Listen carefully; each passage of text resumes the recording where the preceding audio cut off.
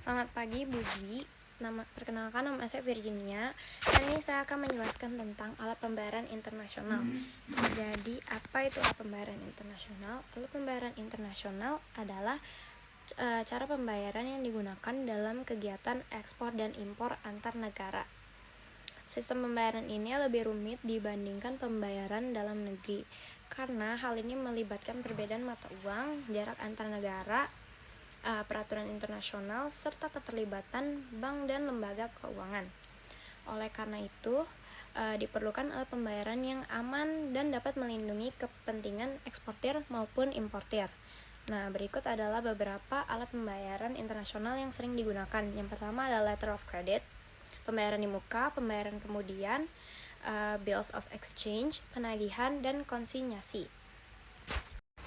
Oke, yang pertama ada letter of credit. Jadi, letter of credit ini tuh adalah surat jaminan yang dikeluarkan oleh bank atas permintaan importir terhadap eksportir. Di letter of credit ini, bank tuh jadi penjamin biar pembayarannya tuh menjadi lebih aman. Nah, metode ini juga banyak digunakan karena memberikan kepastian bagi dua pihak, baik dari sisi pembeli maupun penjual. Ini contoh bentuk dari letter of credit. Nah, contoh dari letter of creditnya tuh jadi kayak perusahaan Indonesia mengimpor mesin industri dari Jepang. Nah, importirnya ini mengajukan letter of credit ke Bank Indonesia.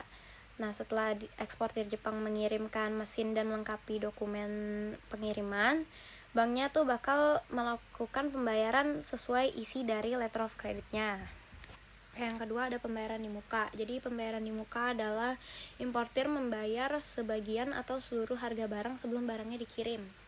Metode ini menguntungkan buat eksportir karena resiko importir tidak membayar itu menjadi kecil. Tapi hal ini memberikan resiko buat importir karena ada kemungkinan kalau si eksportir ini tidak mengirimkan barang sesuai dengan perjanjian. Ini adalah ilustrasi dari pembayaran di muka. Oke, contohnya tuh importir di Indonesia memesan produk kerajinan dari pengrajin di Thailand dan membayar penuh sebelum Thailand mengirimkan barang karena sudah memiliki hubungan bisnis yang baik. Yang ketiga ada pembayaran kemudian atau open account.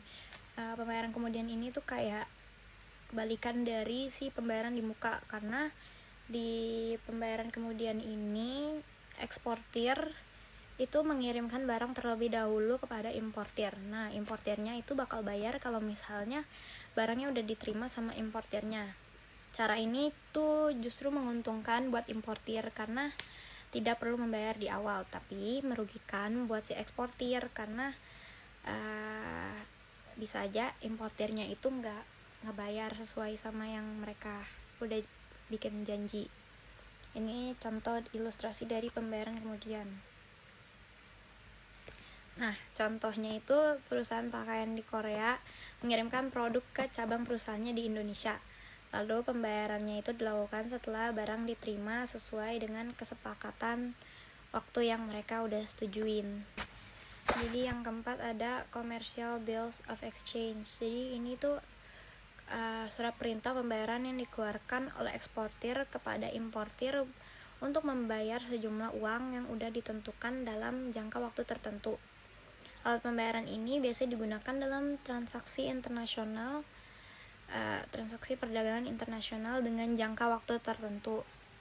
Ini contoh dokumennya.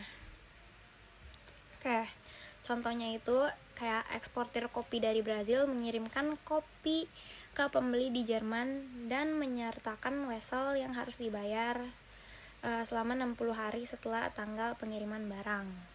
Yang kelima ada penagihan atau collection. Jadi penagihan atau collection ini adalah metode pembayaran di mana eksportir meminta bantuan bank untuk menagih pembayaran kepada importir. Jadi bank di sini sebagai perantara untuk menyampaikan dokumen atau pembayaran antara kedua importir dan eksportir itu. Nah, dokumen barang ini biasanya baru diserahkan setelah importir melakukan pembayaran atau menyetujui pembayaran. Ini contohnya. Oke, contohnya itu jadi eksportir tekstil dari Indonesia mengirimkan kain ke Malaysia dan meminta bank untuk menagih pembayaran setelah importir menyelesaikan kewajibannya. Oke, yang terakhir ada konsinyasi atau consignment. Jadi konsinyasi ini adalah metode pembayaran di mana eksportir memberikan barang kepada importir untuk dijual terlebih dahulu.